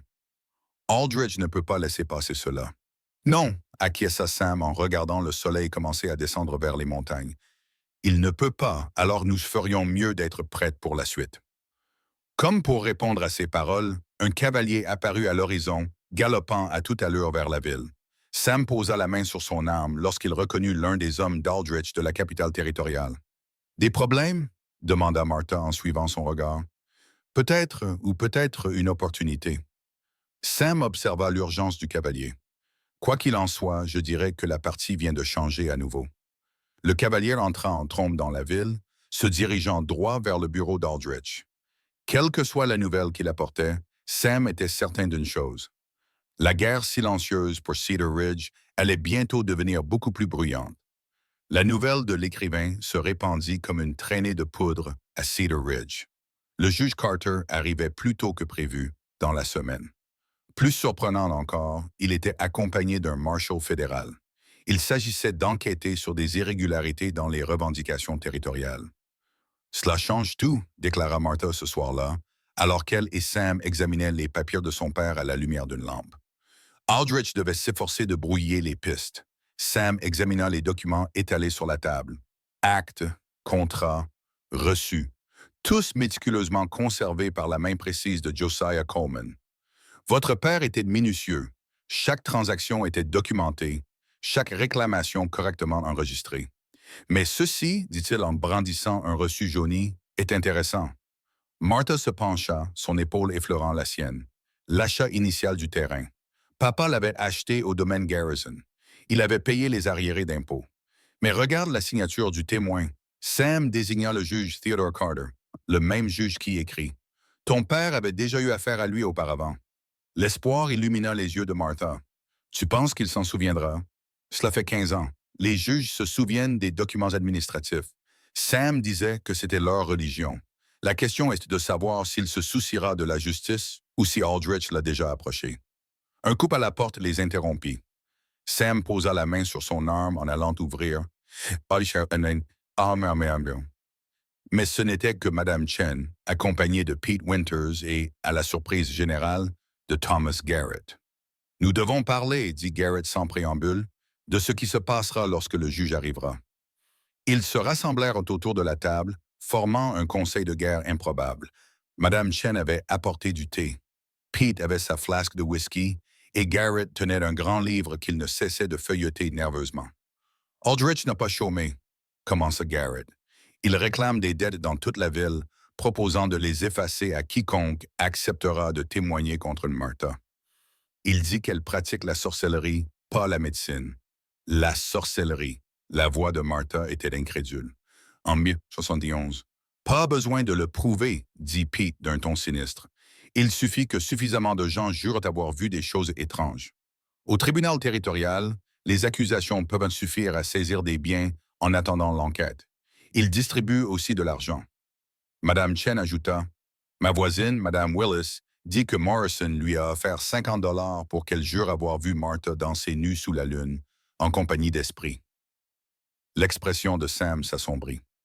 Danser nu, bien sûr. Il ne peut pas simplement l'accuser d'aider les gens. Il faut que ce soit de salace. « Qu'a dit Madame Willis ?» demanda Martha. Madame Chen sourit légèrement. Elle a pris l'argent, puis elle est venue me voir. Elle veut témoigner. Très bien, à propos du pot de vin de Morrison. C'est déjà ça. Sam l'a utilisé, mais il nous en faut plus. Garrett, qu'y a-t-il dans ce registre que vous serrez contre vous? Le commerçant hésita, puis ouvrit le livre. Les registres de toutes les transactions suspectes qu'Aldrich a effectuées dans mon magasin. Des reçus falsifiés, des marchandises qui ont été livrées à ses propriétés, mais qui ont été facturées à la ville. Des paiements pour des services jamais rendus. Il leva les yeux, l'air misérable. J'ai tout noté, même si j'étais trop lâche pour faire quoi que ce soit. Vous faites quelque chose maintenant, dit Martha doucement. C'est ce qui compte. Il y a autre chose, continua Garrett. Je n'étais pas vraiment en Californie. Aldrich m'avait enfermé dans une cabane dans les collines. Il m'avait dit qu'il brûlerait mon magasin avec ma famille à l'intérieur si je ne restais pas loin de vous. Mais ces hommes ont baissé leur garde, ils ont commencé à boire et à parler. J'ai entendu des choses. Sam se pencha en avant. Quel genre de choses à propos de ton père, Martha? À propos de l'empoisonnement au mercure? Morrison n'a pas trouvé ça tout seul. Il y a un chimiste à Denver, un type nommé C. Woolley, qui est spécialisé dans les solutions subtiles. Aldrich l'a engagé spécialement pour ton père. Martha serra les poings. Tu peux le prouver? Je les ai entendus en rire, dire que le vieil homme ne se doutait pas que ces médicaments le tuaient. La voix de Garrett baissa. Ils ont aussi mentionné d'autres personnes. La famille Vasquez, qui détenait les droits sur l'eau. Le vieux Thompson, qui avait des concessions près des tiennes. Tous sont morts de maladies mystérieuses après s'être opposés à Aldrich. Un meurtre, dit Pete d'un ton neutre. C'est de ça dont nous parlons. De meurtres multiples. Mais les rumeurs ne sont pas des preuves, fit remarquer Sam. Nous avons besoin, il fut interrompu par le bruit de verre brisé. Une pierre enveloppée dans du papier fut lancée à travers la fenêtre. Sam réagit rapidement, tirant Martha vers le bas alors que d'autres pierres suivaient, accompagnées de cris provenant de l'extérieur. Sorcière, meurtrière, ordure noire. Sam regarda à travers la fenêtre brisée.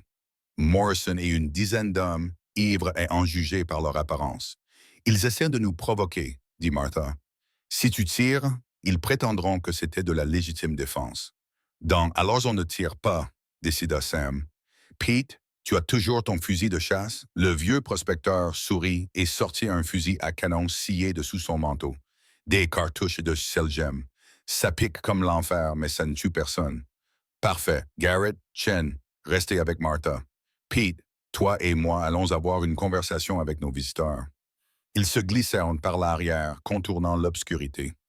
La foule se concentrait sur l'avant de la cabane, lançant des insultes et des pierres, s'acheminant vers une violence encore plus grande. Morrison se tenait à l'arrière, dirigeant le spectacle. Sam apparut derrière lui comme un fantôme. « Bonsoir, Morrison. » Morrison se retourna, cherchant son arme, mais se figea lorsqu'il sentit le canon du fusil de Pete contre ses côtes. « Rappelez-les, » dit Sam calmement. « Maintenant ou quoi? Tu vas me tuer? Ajouter un autre crime à la liste de ta femme? » « Non, » répondit Sam, « mais Pete pourrait accidentellement décharger ce fusil. Une balle de sel dans le derrière rend la chevauchée très inconfortable. Tu devras probablement rester debout dans tes étriers pendant tout le trajet jusqu'à la ville. C'est embarrassant. Un homme aussi dur que toi qui se dandine comme ça. » Le visage de Morrison devint rouge, mais le fusil appuya plus fort. « Très bien, les gars, » dit-il. « Nous avons fait passer le message. Allons-y. » La foule grogna, mais commença à se disperser. Alors que Morrison se retournait pour partir, Sam lui attrapa le bras. « Dites quelque chose à Aldrich de ma part. Nous documentons chacun de ses gestes, chaque pot de vin, chaque menace, chaque mensonge. Lorsque le juge arrivera, nous serons prêts. » Morrison se libéra brusquement. « Vous pensez qu'un seul juge changera quelque chose? Aldrich possède la moitié du territoire. Tu te bats contre tout le système. Alors peut-être qu'il est temps que le système change, » répondit Sam. Après le départ de la foule, ils se regroupèrent dans la cabane. Martha balaya les morceaux de verre tandis que Mme Chen préparait du thé. Le message enveloppé dans la pierre était un dessin grossier représentant une potence avec le nom de Martha en dessous. « Subtil, » commenta Martha d'un ton sec. « Nous avons besoin de protection. » Garrett a dit qu'il reviendrait et qu'il serait encore pire la prochaine fois. C'est déjà fait. Sam dit, « Pete, tu connais toujours ces vaqueros mexicains du ranch Sandival. José et ses gars. Bien sûr, Ils n'aiment pas Aldrich depuis qu'il leur a volé leur eau. Vois s'ils veulent une Monday Night Watch. Je paierai le salaire normal. Nous contribuerons tous. Madame Chen dit fermement. C'est aussi notre combat. Au fur et à mesure que la soirée avançait, d'autres personnes arrivèrent. La famille Johnson apporta de la nourriture et leur gratitude. D'autres patients que Martha avait aidés au fil des ans. À minuit, la cabane était devenue le quartier général improvisé de ce que Sam considérait en privé comme la rébellion de Cedar Ridge. Nous devons être stratégiques. Martha s'adressa au groupe. Lorsque le juge Carter arrivera, nous présenterons notre cas de manière appropriée, non pas comme une foule en colère, mais comme des citoyens qui demandent justice conformément à la loi. Et si la loi échoue, demanda quelqu'un. Les yeux de Martha croisèrent ceux de Sam à travers la pièce. Alors nous utiliserons d'autres options. Mais d'abord, nous essayons la voie légale. Mon père croyait en la loi, même lorsqu'elle lui faisait défaut. Nous honorons cela. Après le départ de tout le monde, Sam et Martha se retrouvèrent seuls avec le chevalier et la fenêtre brisée. Elle le trouva sur le porche, en train de monter la garde. « Tu aurais pu tuer Morrison ce soir », fit-elle remarquer en s'installant à côté de lui. « J'aurais pu, mais je n'avais pas besoin de le faire. » Sam lui jeta un coup d'œil. « Tu désapprouves ?»« Non, je suis impressionné. La plupart des hommes auraient répondu à la violence par la violence. Je l'ai fait. Cela résout le problème immédiat. Mais en crée 10 autres. » Il resta silencieux pendant un moment. « Ta façon de faire. Guérir, construire une communauté, lutter avec les lois et les papiers. C'est plus difficile, mais peut-être plus durable. » Martha observa son profil au clair de lune. « Nous formons une bonne équipe. C'est vrai. » Sam se tourna vers elle. « Martha, ce mariage, je sais qu'il a commencé comme une affaire, mais elle posa un doigt sur ses lèvres. Pas ce soir. Nous avons trop à faire pour compliquer les choses avec des sentiments. Après le passage du juge, après savoir si nous avons gagné ou perdu, nous pourrons parler de ce que cela devient. » Sam attrapa sa main et déposa un baiser sur sa paume. Après le juge, puis ils s'assirent dans un silence complice, regardant les étoiles tourner au-dessus de leur tête. Au loin, les coyotes hurlaient et les montagnes se dressaient, éternelles et indifférentes aux luttes humaines. Mais dans la cabane derrière eux, des plans se formaient, des alliances se renforçaient. « Mon père disait que les montagnes étaient façonnées par la pression, » dit Martha doucement. « Une pression lente et constante au fil du temps. C'est ainsi que nous gagnerons. Pas avec des coupes de feu, mais avec de la persévérance. Et si Aldrich fait quand même usage de ses armes, » Martha sourit dans l'obscurité. « Alors c'est une bonne chose que j'ai épousé un homme qui sait s'en servir. Mais Sam, faisons en sorte que cela n'arrive pas. »« Oui, madame, » répondit Sam sincèrement. Il se rendait compte que son respect pour cette femme remarquable grandissait de jour en jour. Ce qui avait commencé comme un accord commercial était en train de devenir quelque chose qu'aucun d'eux n'avait prévu. Mais d'abord, ils devaient convaincre un juge et sauver une ville. Tout le reste, y compris les sentiments grandissants entre eux, devrait attendre. La semaine précédant l'arrivée du juge Carter allait les mettre tous à l'épreuve. Mais ce soir-là, avec leurs alliés réunis et leur objectif clair, la victoire semblait possible. La femme des montagnes et le cow-boy avaient lancé quelque chose qui ne pouvait être arrêté par des pierres ou des menaces. Le changement arrivait à Cedar Ridge. D'une manière ou d'une autre, le juge Theodore Carter arriva à Cedar Ridge un jeudi matin. Le marshal fédéral à ses côtés et une petite escorte militaire derrière lui. Toute la ville était venue assister au spectacle, consciente que cette journée allait déterminer leur avenir. Carter était plus âgé que Martha ne l'avait imaginé. Son visage était marqué par des décennies passées à rendre justice dans les régions frontalières. Il installa son tribunal dans la mairie, refusant l'hospitalité offerte par Aldrich et préférant prendre une chambre dans la pension tenue par la veuve Tompkins, une femme connue pour son indépendance farouche et son franc-parler. « Bon choix », observa Sam alors qu'il se préparait pour l'audience. « Madame Tompkins ne peut être ni achetée ni intimidée. » Martha ajusta sa plus belle robe, la robe en bombazine noire qu'elle avait portée pour épouser Sam. Elle semblait appropriée, d'une certaine manière. « Ai-je l'air suffisamment respectable pour faire face à des accusations de sorcellerie? »« Tu as l'air d'une femme qui sauve des vies, » répondit Sam. « C'est mieux que respectable. » La salle d'audience était bondée. Aldrich avait pris place à la table du procureur, flanqué de Morrison et du docteur Morrison. Leur camp regorgeait de témoins payés et de piles de documents. Martha et Sam s'assirent à la table des accusés avec Thomas Garrett comme témoin et une collection de documents moins importante mais soigneusement organisée. Le juge Carter prit place, son marteau résonnant dans l'air matinal. La cour est maintenant ouverte. Nous sommes ici pour traiter plusieurs questions. La validité du mariage entre Martha Coleman et Samuel Hawkins, les accusations de pratiques médicales illégales et les allégations de fraude concernant les propriétés foncières des Coleman. Il regarda par-dessus ses lunettes. Mayor Aldrich, en tant que plaignant, vous pouvez commencer. Aldrich se leva avec élégance. Votre honneur, nous sommes ici pour dénoncer un complot. Cette femme, dit-il en désignant Martha, a commis de multiples fraudes au détriment de notre communauté. Premièrement, elle a piégé un vagabond dans un mariage blanc afin de contourner les lois légitimes sur l'héritage. Deuxièmement, elle pratique la médecine sans licence, mettant des vies en danger avec ses remèdes traditionnels et ses pratiques païennes. Troisièmement, nous avons la preuve que les revendications foncières de son père étaient elles-mêmes frauduleuses, obtenues par tromperie. Ce sont là des accusations graves. Le juge Carter dit « Présentez vos preuves ». S'ensuivit un défilé de témoins rémunérés. Madame Willis monta à la barre, mais au lieu de soutenir Aldrich, elle s'effondra et avoua le pot de vin que Morrison lui avait offert. Le visage d'Aldrich s'assombrit, mais il continua. D'autres témoins ont affirmé avoir vu Martha se livrer à des actes contre nature et fréquenter les forces obscures. « Et qu'avez-vous vu exactement ?» a demandé le juge Carter à un homme nerveux. « Eh bien, elle cueillait des plantes au clair de lune, votre honneur. Elle leur parlait comme si elles étaient des personnes. Parler aux plantes constitue désormais de la sorcellerie. » Le ton du juge était sec. La moitié des fermières du territoire pendraient le prochain témoin. Le docteur Morrison monta à la barre, se donnant de l'importance. Cette femme pratique la médecine sans formation ni certification appropriée. Elle met des vies en danger avec ses interventions amateurs.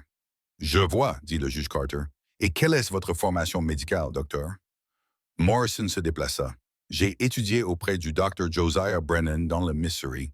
Pendant combien de temps? 6 mois, votre honneur, 6 mois, » Carter prit note. « Et Madame Hawkins, quelle est votre formation? » Martha se leva. 15 ans d'études auprès de mon père, qui a été formé au Free Reedman's Medical College avant la guerre. De plus, j'ai étudié tous les ouvrages médicaux que j'ai pu me procurer et j'ai appris les méthodes de guérison traditionnelles auprès de praticiens Cherokees. Le Freedman's College, Morrison ricana. Ce n'est pas une véritable formation médicale. Ça suffit. Carter l'interrompit. C'est moi qui détermine ce qui constitue une formation adéquate. Continuez. Mayor Aldrich. Aldrich joua sa dernière carte. Votre honneur, nous avons la preuve que la revendication foncière initiale de Josiah Coleman était frauduleuse. L'ancien propriétaire, Garrison, n'a jamais signé correctement l'acte. Le père de cette femme a en fait volé le terrain grâce à une astuce juridique. C'est un mensonge, dit Martha en se levant malgré la main de Sam qui la retenait. Vous aurez votre tour, Madame Hawkins. Le juge Carter dit « Mais monsieur le maire, c'est une accusation grave. Avez-vous des preuves? » Aldrich produisit un document. L'acte original, votre honneur, vous remarquerez que la signature semble forcée, peut-être falsifiée. Carter examina le document, puis leva les yeux avec une expression indéchiffrable. « Je vois. Très bien. Défense, vous pouvez présenter votre dossier. » Sam se leva. « Votre honneur, nous allons répondre à chaque accusation tour à tour. Tout d'abord, concernant le mariage, je l'ai contracté librement. Oui, cela a commencé comme un arrangement pratique, mais cela décrit la moitié des mariages à la frontière. Ce qui importe, c'est qu'il est légal et contraignant. Pouvez-vous prouver qu'il y a une intention sincère de maintenir ce mariage? Demanda Carter. Sam jeta un coup d'œil à Martha. Avec tout le respect que je vous dois, votre honneur, la loi n'exige pas l'amour, seulement le consentement. Mais si vous avez besoin d'une preuve d'engagement, j'ai soutenu ma femme contre les menaces, la violence et l'intimidation. Je dirais que cela démontre votre intention. Vous avez raison. Continuez. En ce qui concerne la pratique médicale, Sam poursuivit. Nous avons des témoins des traitements réussis de Mme Hawkins. Mme Johnson. Sarah Johnson monta à la barre. Timothy était à ses côtés. Le garçon qui était mourant quelques jours auparavant se tenait désormais droit, le regard clair. « Elle a sauvé mon fils », dit simplement Sarah. Le docteur Morrison avait abandonné. Il avait dit de préparer l'enterrement. Martha, Madame Hawkins. Elle savait ce qui n'allait pas et comment y remédier. Ce n'est pas de la sorcellerie, c'est du savoir. D'autres témoins ont suivi. Des personnes que Martha avait aidées au fil des ans. Des familles que le docteur Morrison avait laissées tomber. La vague de témoignages a brossé un tableau clair. Une communauté abandonnée par la médecine officielle et sauvée par les connaissances traditionnelles. Maintenant, dit Sam à propos des revendications territoriales, Thomas Garrett dispose d'informations sur une fraude systématique, mais pas de la part de Josiah Coleman. Garrett a pris la parole nerveusement, mais a trouvé son courage au fur et à mesure qu'il parlait. Il a détaillé les manœuvres d'Aldrich, les transactions forcées, les morts mystérieuses. Il a produit son registre documentant des années de corruption. Ce sont des oui-dire, a objecté Aldrich. Peut-être, a convenu Carter. Mais cela établit un schéma. Continuez. Martha s'est levée pour la plaidoirie finale. Votre honneur, vous avez demandé à voir l'acte de la garnison. Puis-je le voir? Carter lui a remis le document. Martha l'a étudié, puis a souri. Votre honneur, vous souvenez-vous avoir signé en tant que témoin de cette transaction? La salle d'audience est devenue silencieuse. Carter s'est penché en avant. J'ai été témoin de nombreux documents, Madame Hawkins. Alors vous vous souviendrez que Josiah Coleman vous a sauvé la vie ce jour-là. La voix de Martha portait clairement. Vous voyagiez vers Denver, vous êtes tombé malade, vous aviez de la fièvre. Le médecin local, Pom Morrison, son prédécesseur ne savait pas quoi faire. Mon père travaillait au Ranch Garrison. Il a reconnu les symptômes de la typhoïde. Il vous a soigné avec les mêmes remèdes traditionnels que j'utilise aujourd'hui. Les yeux de Carter s'écarquillèrent légèrement sous l'effet du souvenir. Vous vous êtes rétabli? Poursuivit Martha. Et lorsque mon père est allé payer les arriérés d'impôts sur la propriété Garrison, en toute légalité, vous avez insisté pour être témoin de l'acte, avez-vous dit. Elle marqua une pause, consultant une lettre trouvée dans les papiers de son père. Un homme qui sauve des vies mérite de se construire une vie. Je m'en souviens, dit Carter doucement. Josiah Coleman, un homme bon qu'Aldrich a empoisonné au mercure, dit Martha en sortant le flacon. Nous avons des témoignages d'hommes qui ont entendu les hommes d'Aldrich en discuter. Mon père est mort lentement, horriblement, pour que des hommes comme Aldrich puissent voler ce qu'il avait construit. La salle d'audience s'est enflammée. Aldrich s'est levé d'un bond. Ce sont des mensonges, votre honneur, c'est de la calomnie, vraiment. Une nouvelle voix s'est fait entendre depuis le fond de la salle. Un homme mince en costume se leva. Je suis Harold Cooley, chimiste à Denver. Je suis venu dès que j'ai appris qu'il y avait une enquête fédérale. Il s'avança, les mains tremblantes. Je ne peux plus vivre avec ça. Aldrich m'a engagé pour créer des poisons à action lente. Coleman n'était ni le premier ni le dernier. Le marshal fédéral se leva. Monsieur Cooley, vous dites avoir une connaissance directe d'un meurtre commandité. J'ai des preuves, dit Cooley, des noms, des dates, des formules. Je témoignerai en échange d'une contrepartie. Aldrich Party. Votre honneur, le juge Carter abattit son marteau. Marshall, placez le maire Aldrich et le docteur Morrison en détention dans l'attente de l'enquête fédérale. En ce qui concerne les questions dont est saisie cette cour, le mariage entre Martha Coleman Hawkins et Samuel Hawkins est valide et contraignant. Les propriétés foncières des Coleman sont légitimes, et en ce qui concerne la pratique médicale, il fit une pause regardant Martha. La loi territoriale n'est pas claire sur la médecine traditionnelle par rapport à la médecine autorisée, mais je ne trouve aucune preuve de préjudice, seulement de guérison, jusqu'à ce que le territoire clarifie ses statuts. Madame Hawkins est libre de continuer à aider ceux qui sollicitent ses soins. Une autre frappe de bâton. L'audience est levée. La salle d'audience explosa dans le chaos. Aldrich fut traîné dehors en protestant. Morrison clamait son innocence. Mais à la table des accusés, Martha resta figée, submergée par cette victoire soudaine. « C'est fini », murmura-t-elle. « La partie juridique peut-être », dit Sam en regardant les derniers hommes d'Aldrich se disperser. « Mais il y aura des répercussions. Les hommes comme lui ne s'abattent pas facilement. » Le juge Carter s'approcha d'eux. « Madame Hawkins, votre père était vraiment un homme bon. Je suis désolé de ne pas avoir pu le protéger contre des hommes comme Aldrich. Vous avez protégé son héritage. » Martha répondit, « C'est ce qui compte. » Carter se tourna vers Sam. « Vous avez choisi une femme remarquable, Monsieur Hawkins. Veillez à vous montrer digne d'elle. » Alors que le juge s'éloignait, Martha sentit le poids de plusieurs semaines s'envoler de ses épaules. Autour d'eux, les habitants de la ville faisaient la fête, non seulement pour sa victoire, mais aussi pour leur propre libération du joug d'Aldrich. Et maintenant? Demanda Sam. Martha regarda son mari. Vraiment, elle le regarda. Cet homme qui avait commencé comme mercenaire, mais qui était devenu un véritable partenaire. Maintenant, nous allons construire quelque chose de mieux. Une ville où la justice a un sens, où les gens sont jugés sur leurs actions et non sur leur couleur de peau ou leur richesse. C'est un grand rêve. J'ai épousé un homme qui rend les grands rêves possibles, dit Martha. Sam sourit et lui offrit son bras. Alors, rentrons à la maison. Madame Hawkins, nous avons du travail. Ils quittèrent ensemble le palais de justice, marchant dans des rues déjà plus lumineuses depuis le départ d'Aldrich. La femme des montagnes, qui avait choqué la ville avec sa proposition désespérée, avait gagné plus que ses terres. Elle avait gagné la liberté de sa communauté. Mais comme Sam l'avait prévenu, ce n'était que le début. Il y aurait d'autres défis, d'autres batailles. Pour l'instant, cependant, il profitait de ce moment. Justice avait été rendue, la vérité révélée, et l'avenir s'ouvrait soudain à de nombreuses possibilités. Le soleil se couchait sur les montagnes lorsqu'ils arrivèrent à la cabane, peignant les sommets d'or et de pourpre. Martha s'arrêta, regardant la ville en contrebas. « Papa, murmura-t-elle au vent. Nous avons réussi. » La main de Sam trouva la sienne chaude et ferme.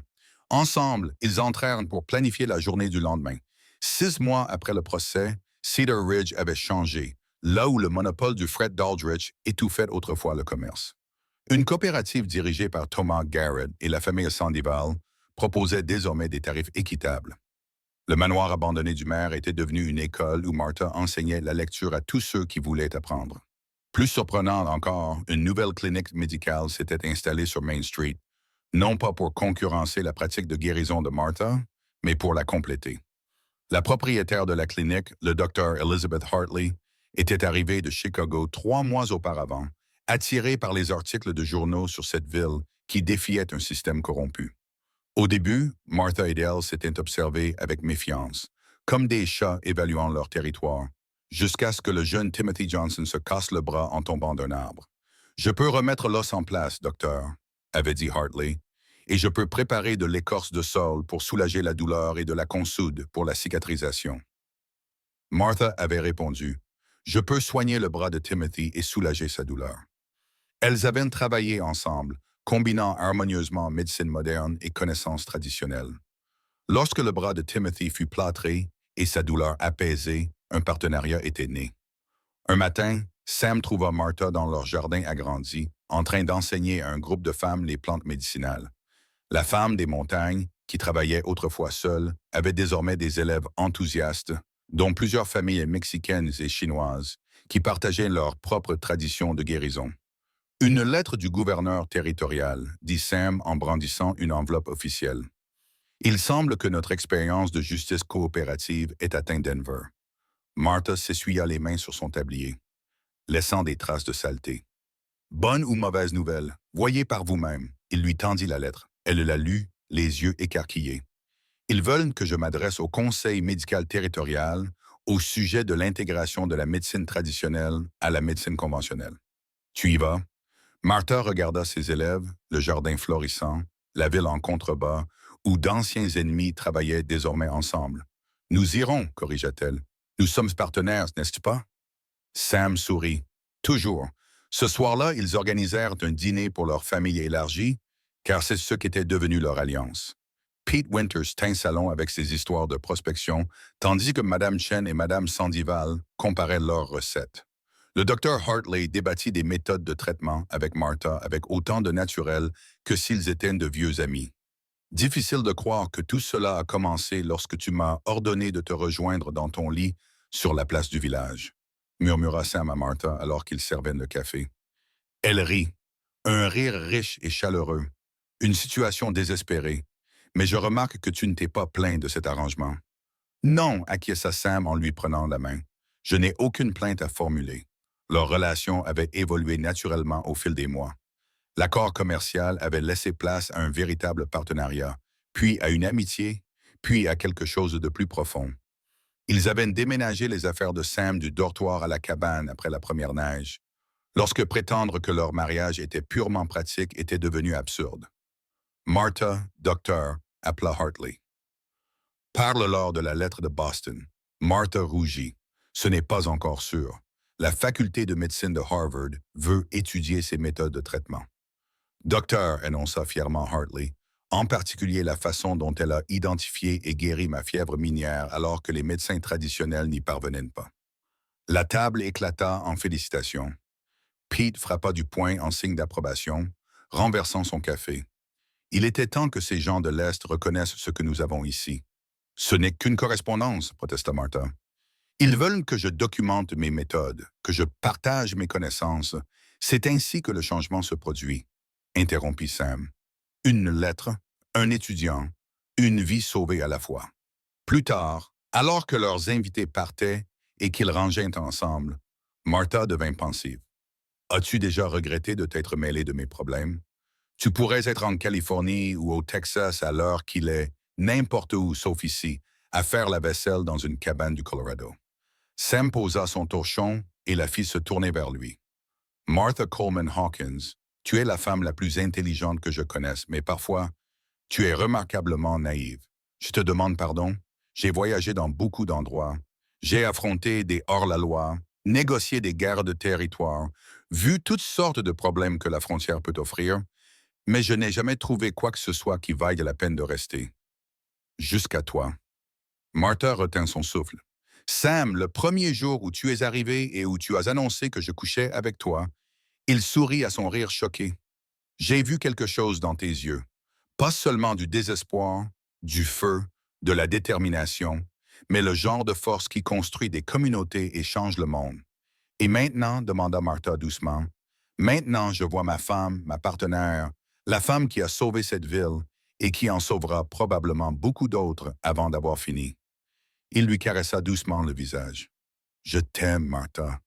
Pas parce que je le dois, pas parce qu'un juge dit que nous sommes mariés, mais parce que je ne peux pas imaginer être ailleurs qu'à tes côtés.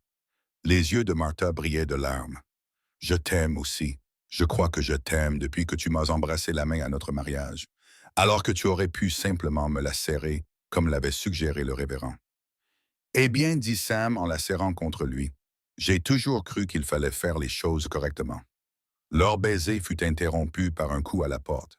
Sam soupira et chercha son arme par habitude, même si les menaces étaient rares depuis l'arrestation d'Aldrich.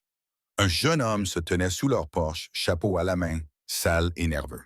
« Madame Hawkins, je suis James Morrison, le neveu du docteur Morrison qui vit dans l'Est. » Martha et Sam échangèrent des regards méfiants.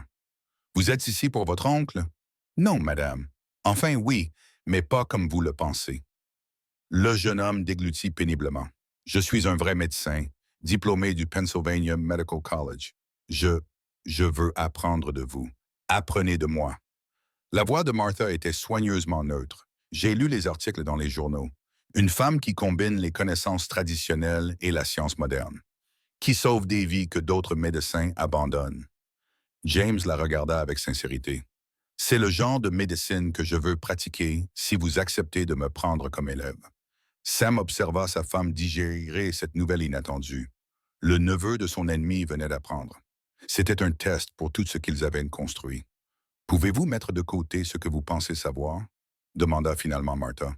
« Pouvez-vous respecter les connaissances qui ne proviennent pas des universités? Pouvez-vous voir les patients comme des personnes et pas seulement comme des symptômes? »« Je peux essayer, » répondit James honnêtement. « Vous m'enseignerez? » Martha regarda Sam, qui acquiesça légèrement. « Nous commencerons à l'aube, dit-elle à James. Le docteur Hartley dirige la clinique. Elle te trouvera un logement. Et James, ta première leçon est la suivante. Soigner ne consiste pas à avoir le plus de diplômes accrochés au mur. Il s'agit de servir avec humilité et compassion. »« Oui, madame, merci, madame. » Alors que le jeune homme s'éloignait précipitamment, Sam rit doucement. « Tu construis une école de médecine, un étudiant à la fois. Est-ce que si mal? » Martha le défia. « Non, répondit Sam en l'enlaçant par derrière alors qu'il se tenait dans l'embrasure de la porte.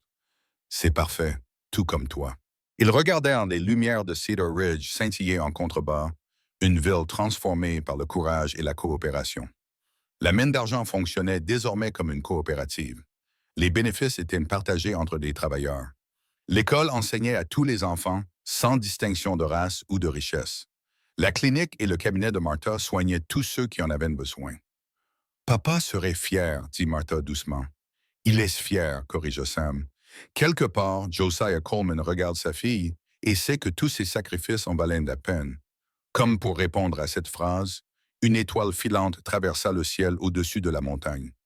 Martha fit un vœu, même si tout ce qu'elle avait souhaité s'était déjà réalisé. Elle avait sauvé l'héritage de son père, obtenu justice pour son meurtre, découvert un amour qu'elle n'avait pas osé espérer et bâti une communauté qui durerait. Qu'as-tu souhaité? Demanda Sam. Martha se tourna dans ses bras, souriant à l'homme qui avait commencé comme un pari désespéré et était devenu le refuge de son cœur. L'avenir, répondit-elle simplement. Que nos enfants grandissent dans un monde où ils sont jugés sur leur personnalité et non sur leur couleur de peau. Que la médecine soit au service de tous, que la justice ne dépende pas de la richesse. De grands souhaits, observa Sam. Je suis une grande rêveuse, répondit Martha. Mais j'ai épousé un homme qui aide à réaliser les rêves. Ils rentrèrent ensemble, refermant la porte sur la nuit. Demain apporterait de nouveaux défis. Le voyage à Denver, la réunion du conseil médical, la formation de James Morrison et les 1000 tâches quotidiennes pour construire un monde meilleur. Mais ce soir, la femme des montagnes et son cow-boy étaient chez eux. Leur histoire d'amour n'était pas écrite comme un conte de fées, mais dans la réalité solide du partenariat, du respect et d'un objectif commun. Ils avaient commencé par une proposition désespérée sur une place poussiéreuse et avaient construit quelque chose qui résonnerait à travers les générations. Dans la chambre qui avait autrefois appartenu uniquement à Martha, Sam remarqua quelque chose de nouveau sur la commode. Un cadre argenté contenant leur certificat de mariage. Sentimental, taquina-t-il. Un document historique, corrigea Martha, puis elle sourit. Eh oui, sentimental.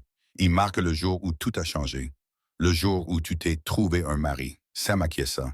Le jour où je me suis trouvé une partenaire. Martha dit, le fait d'avoir un mari s'est avéré être un merveilleux bonus. Alors qu'ils se préparaient à aller se coucher, la lampe projetait une lumière dorée sur leur visage.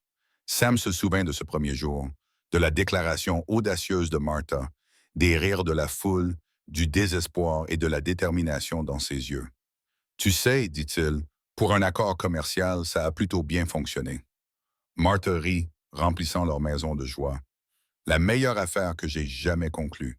Et dire que tout a commencé parce que tu avais besoin de quelqu'un dans ton lit, dit Sam en la serrant contre lui. Samuel Hawkins, protesta Martha en riant encore plus fort. Ce n'est pas ce que je... Il la fit taire d'un baiser. Alors que la lampe s'éteignait et que la nuit s'intensifiait, la cabane dans la montagne témoignait de ce que deux personnes pouvaient construire ensemble lorsqu'elles choisissaient le courage plutôt que la peur, l'amour plutôt que les préjugés et le partenariat plutôt que la solitude. Les étoiles tournaient au-dessus de leur tête, les montagnes étaient éternelles. Et à Cedar Ridge, une ville renaissant grâce au pari désespéré d'une femme, tout allait bien.